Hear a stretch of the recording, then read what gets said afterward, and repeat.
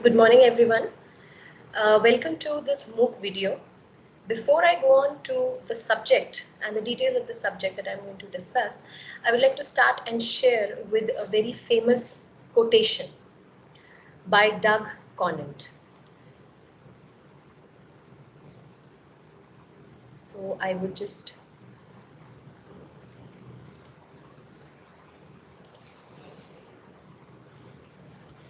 Yes. So the quotation says that to win the marketplace, we should be able to win the workplace first. I think this quotation has a very deep meaning.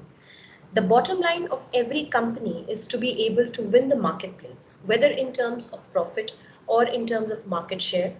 But what is a prerequisite before that? As per the quotation, it is that you must first win over the workplace, because your office, your workplace, your production facility is the place where actually the input goes in. The input goes in the form of ideas, the input goes in the form of thought processes, the input goes in the form of creativity and innovation, and the output is basically what helps you to win over the marketplace. So definitely winning over the workplace is a must and a prerequisite if a company wants to win over the marketplace. And when we talk about workplace, what do you think constitutes the workplace? Out of all the resources at workplace of an organization, I think the most important of all the resources is the human resource, because it is the humans that drive all the other resources, whether it is the financial resource or the land, building, machinery, the infrastructural resource. So the thought process, the creativity, the innovation, the source of all these things is the human beings, and the human beings drive your workplace. So that clearly brings out the importance of managing people in your organizations. Moving on. Now, this I think reminds everybody, all Indians, of a very, very sad and a historically, important day in the chapter of our country, where the iconic Taj Group of hotels was the victim of one of the deadliest terrorist attacks in the history of our country. So there were many other places in Bombay that were targeted by these terrorists, but out of all those places, the most iconic was the Taj Group of hotels. Now, it had become a complete war zone, a complete war front, with the terrorists being holed up inside the Taj Hotel, the security forces and the agencies trying to get them out, trying to save the guests, trying to evacuate the guests, and trying to eliminate the terrorists. So it had become a complete war zone, as good as a war zone or a war front. Now, all of us know about this attack. What most of us don't know is that this particular incident has gone on to become a case study which is being taught regularly at Harvard Business School. This is the most amazing part, and it became a case study because of certain reasons. Today, I'm going to talk about those reasons, and that will help us understand why managing people is so important at workplace. So all of us know what happened during this incident. I'm not going into that. But what people don't know and what I would like to bring out here is the way the employees of the Taj Group of Hotel behaved during that deadliest attacks in the history of our country. There were around 1,700 people in the hotel, including 600 staff, and rest of them were guests, so around 1,100 people. And all the staff members, because they are the employees of the organization, the hotel, they knew all the exit routes, they knew all the back routes, they knew all the escape routes. So what do you think would be the instinct of a natural human being at this point of time when your life is at stake? Most of us would say that we would flee, we would run for our life, we will save our lives. But that is what actually led this case to become a case study, this incident to become a case study which is now being taught at business schools, Ivy League business schools all around the world. That the fact that not even a single employee out of 600 staff members, not even one employee actually left that scene. Rather, what they did was they voluntarily chose to stay back. They voluntarily chose to help out the guests, evacuate the guests, constantly gave them directions on how to save themselves, what to do and what not to do, while this whole incident was taking place inside the Taj Group of hotels. So, this is an example you can see here. This girl, Malika Jakar, she was hardly 22 years of age when this event took place, and she was basically managing a banquet hall where a very, very important event was taking place. So she was probably the youngest in the room, but still she knew that it was her job, it was her duty, and she and all the other employees like her were ready to go beyond the call of their duty, walk that extra mile.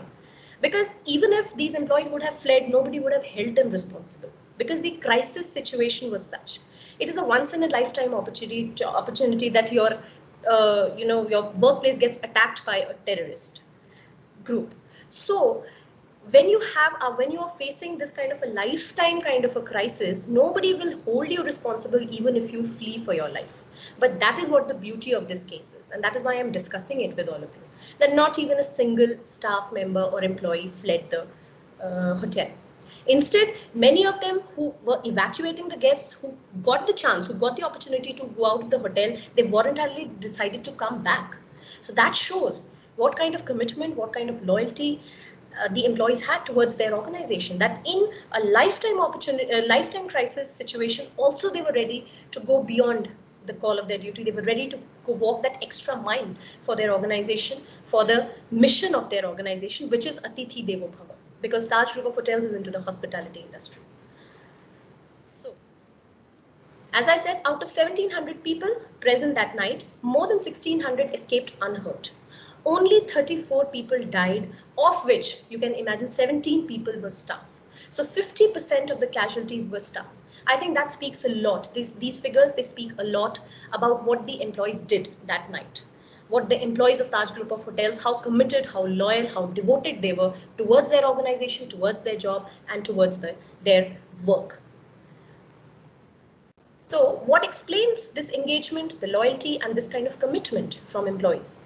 People who created and made this case study, they tried to search out, they tried to find out reasons for this. That what are those things or what are those reasons which explain this kind of commitment or this kind of loyalty and engagement of employees at organizations?